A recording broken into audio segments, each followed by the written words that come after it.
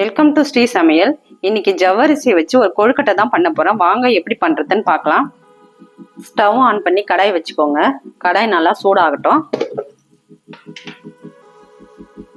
கடாய் நல்லா சூடாயிருக்கு. இப்போ 1 கப் ஜவ்வரிசியை நம்ம வறுத்து எடுத்துக்கலாம்.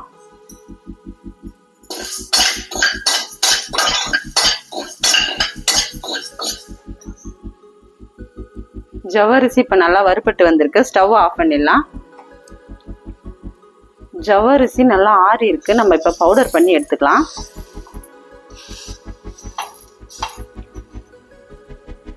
இப்போ பவுடர் பண்ணி எடுத்துட்டு பார்க்கலாம். இப்போ பவுடர் பண்ணியாச்சு. இப்போ நம்ம ஒரு பவுலில் மாற்றிக்கலாம். கொஞ்சமாக தேங்காய் கட் பண்ணி வச்சுருக்கேன். இப்போ நம்ம இதை மிக்ஸி ஜாரில் எடுத்துக்கலாம். ஒரு கேரட்டை கட் பண்ணி எடுத்துக்கோங்க. இப்போ தண்ணி சேர்க்காத நம்ம அரைச்சி எடுத்துக்கலாம். இப்போ அரைச்சி எடுத்தாச்சு. இப்போ இந்த ஜவ்வரிசி மாவில் இதையும் கலந்துக்கோங்க.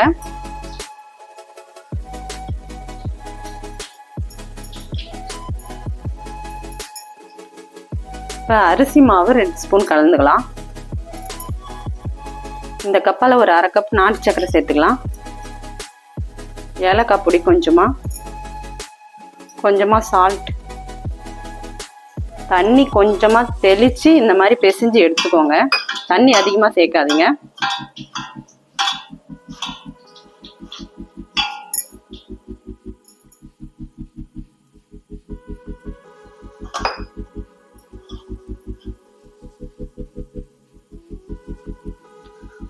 மாவை நல்லா பிசைஞ்சு எடுத்தாச்சு.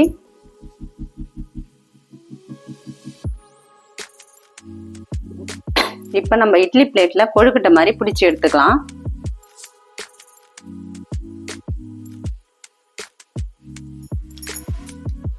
இப்போ இட்லி பிளேட்ல கொழுக்கட்டை பிடிச்சி வச்சாச்சு. இப்போ ஸ்டவ் ஆன் பண்ணி கொழுக்கட்டையை நம்ம வேக வச்சு எடுத்துக்கலாம். இது ஒரு 15 நிமிஷம் நல்லா வேகட்டும். அதுக்கப்புறம் பார்ப்போம். இப்போ ஓப்பன் பண்ணி பார்ப்போம். கொழுக்கட்டை நல்லா வெந்திருக்கு பாருங்க. இப்போ ஸ்டவ் ஆஃப் பண்ணிக்கலாம். இப்போ கொழுக்கட்டையை பவுலில் எடுத்து வச்சுக்கலாம்.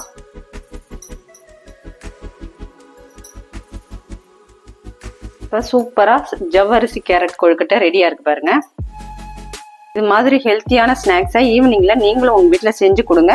செஞ்சு கொடுத்துட்டு சாப்பிட்டு பார்த்துட்டு எப்படி இருக்குன்னு கமெண்ட் பண்ணுங்க. இந்த வீடியோ பிடிச்சிருந்தா லைக் பண்ணுங்க, ஷேர் பண்ணுங்க, சப்ஸ்கிரைப் பண்ணுங்க.